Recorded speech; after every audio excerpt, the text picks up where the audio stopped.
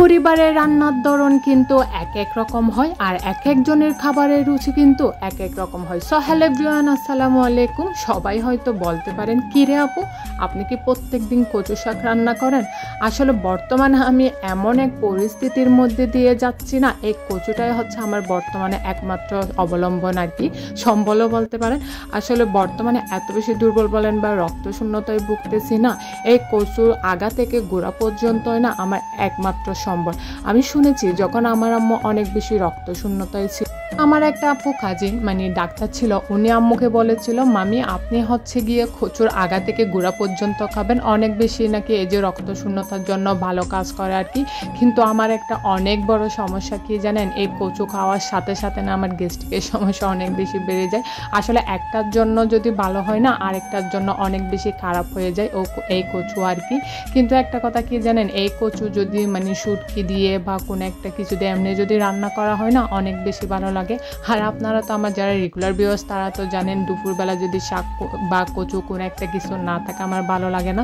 তো প্রত্যেক দিন আম্মুকে বলতে হয়, আম্মু এগুলো নিয়ে আসেন, আসলে কিছুই করার থাকে না।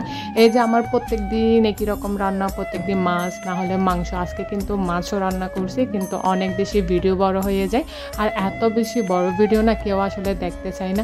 আসলে বড় ভিডিওর কথা কি বলবো, ছোট্ট একটা 10 সেকেন্ড বা 20 সেকেন্ডসের রিলসে না অনেক কমেন্ট পড়লো না, ভিউস আছে 10টা 5টা বা বেশি হলে 50টা, এরকম অনেক বেশি টাফ হয়ে যায়। আসলে অত বেশি ধৈর্য এখন কারণ নাই যে একটা বড় ভিডিও দেখবো বা অনেক কিছু করবো, এরকম কোনো কিছুই নাই।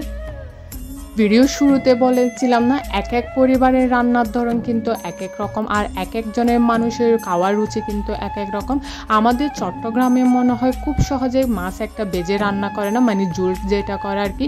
অন্যান্য অঞ্চলে না মাছটা বেজে সবজি দিয়ে রান্না করে বা আবার ঝোল করে রান্না করে। আমাদের এখানে মাছ ফ্রাইটা সম্পূর্ণ আলাদা হয়, ওটা সম্পূর্ণ একদম ফ্রাই করে ডাল দিয়ে খাওয়া হয়, এরকমই কিন্তু হয়। কিন্তু মাছ ফ্রাই করে আবার রান্না করা এটা কিন্তু কখনোই হয় না। কিন্তু বেশিরভাগ অঞ্চলে দেখি কি মাছটা কাঁচা গন্ধ থাকে নাকি, এটার জন্য ফ্রাই করে আবার রান্না করে। কিন্তু আমাদের চট্টগ্রামে না এরকম খুব বেশি হয় না আর কি, সচরাচর আমি দেখতেছি না। কিন্তু সবাই বলে, আসলে আপু এভাবে মাছ রান্না করেন বা মাংস রান্না করেন, কাঁচা গন্ধ লাগে না? আসলে এক একজনের খাবারের রুচি কিন্তু এক এক রকম। আমি যদি এভাবে আলু এবং ঝুল দিয়ে একটু কম ঝুল দিয়ে মাংস রান্না করি না, তাহলে কিন্তু সবাই খাইতে পছন্দ করে। এবং মাছ যদি কষিয়ে কাঁচাই রান্না করি না, তাইলে কিন্তু পরিবারের সবাই পছন্দ করে আর কি। এদিকে মাংসগুলো আমি চুলাই দিয়ে আসলে তরকারি খাটতে বসে গেলাম, একরকম সবজিও কিন্তু সবাই খাইতে চায় না, কিন্তু না সবজিও একটা লাগে আর কি। এই যে আমি দুপুরবেলা সবজি লাগতো না, তাও রান্না করতেছি, কারণ আবার রাত্রেবেলা রান্না করতে হবে এটার জন্য। একদিন ধরে ভাবতেছি কি সবজি কয়েকদিন একদম রান্নাও করবো না আর কি, কিন্তু তাও রান্না করতে হয়, অল্প করে সবজি লাগে। এগুলো কিন্তু শাশুড়ি বাগানের বেগুন একদম তরতাজা, আর পটলগুলো কিন্তু দোকান থেকে বাজার থেকে কিনে আনছিল আর কি। কিন্তু বরবটিগুলো না শাশুড়ি বাগানের মাশাআল্লাহ অনেক বেশি তরতাজা ছিল। সব কিছু মিলিয়ে কিন্তু অল্প করে সবজি রান্না করব। ওইদিকে আমি মাংসগুলো হতে দিলাম আর এদিকে সে সবজিগুলো কাটতেছি। আসলে যখন এক হাতের কাজ হয় না, এভাবে যদি না করা হয় তাহলে অনেক বেশি দেরি হয়ে যায়।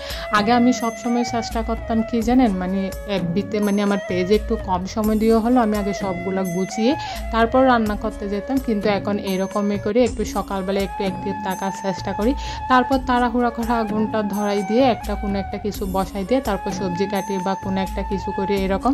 আর আপনারা তো জানেন আমার বাচ্চা একটা এত পরিমাণে এত বেশি জ্বালাও সারাক্ষণ আম্মু লাগে। বর্তমানে হচ্ছে কি আমি ওকে নিয়ে একটা প্যারাই আছি, ও হচ্ছে কোনো একটা খেলার সঙ্গে খুঁজতেছে। ওকে যদি আমি মোবাইল দিয়ে বসাই রাখি না, তাহলেও কোনো কিছুই খুঁজবে না, রুমের মধ্যে একা একা চুপচাপ শুয়ে থাকবে।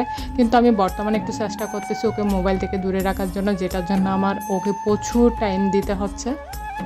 কিছুই করার নয়, বাচ্চা যখন এরকম থাকে। জানি না আমি 2-1টা বাচ্চা নিয়ে আমার অন্য আপুরা কীভাবে পেজ চালায়, কীভাবে বাচ্চা সামলায়, কীভাবে রান্নাবান্না সব কিছু একসাথে করে। আর একজন মানুষ হলে তো আর অনেক বেশি টাফ হয়ে যায়।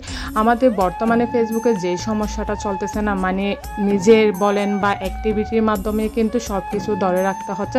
রিচ এনগেজমেন্ট যদি ভালো রাখতে হবে না, তখনই কিন্তু অনেক বেশি অ্যাক্টিভ থাকা প্রয়োজন পড়তেছে আর কি। এটার জন্য অনেক বেশি কষ্ট করতেছি, জানি না কতদূর এগোতে পারে, আল্লাহ ভাগ্য কী রাখছে। যতদিন পারবো ধৈর্য ধরে কাজ করে যাওয়ার চেষ্টা করব। মাঝে মাঝে না একদম মনোবল হারাই ফেলে, এত কিছু কষ্টের পরও যখন কোনো কিছু হচ্ছে না তখন না অনেক বেশি হতাশ লাগে। তাও আর কি আপডেট শেষ হওয়ার পথে ইনশাল্লাহ ভালো কিছুই হবে এই আশায় কিন্তু ধৈর্য ধরে কাজ করে যাচ্ছি। কিন্তু 2-1 দিন ধরে না একদম অ্যাক্টিভিটি কমাই দিছি। আসলে হতাশ হওয়ার চাইতে না বর্তমানে শরীরের অবস্থা অনেক বেশি খারাপ। আমার না মনেই যাচ্ছে না একটু অ্যাক্টিভ থাকবো, যদি মোবাইল হাতে নিয়ে অন্য ভিডিও দেখি না একটু অ্যাক্টিভ থাকবো, এটা ইচ্ছেই করতেছে না, এত বেশি খারাপ অবস্থা হয়ে গেছে। কিন্তু রান্নাটাও করতে হচ্ছে কারণ আমার ভিডিওতে দিতে হবে। আর ফেসবুক মামা তো কখনোই বুঝবে না যে আমি অসুস্থ বা অন্য কিছু, এটার জন্য না আস্তে আস্তে রান্নাও করতে হচ্ছে আর বাচ্চাকেও সময় দিতে হচ্ছে। সব কিছু না একদম হিমশিম খেয়ে যাচ্ছি, আমি একটা প্রেশারের মধ্যে দিয়ে যাচ্ছি আর কি। তাও কিছুই করার থাকে না, কাজ তো করতে হবে। তো আজকে এই পর্যন্ত, সবাই অনেক বেশি ভালো থাকবেন, সুস্থ থাকবেন। আসসালামু আলাইকুম।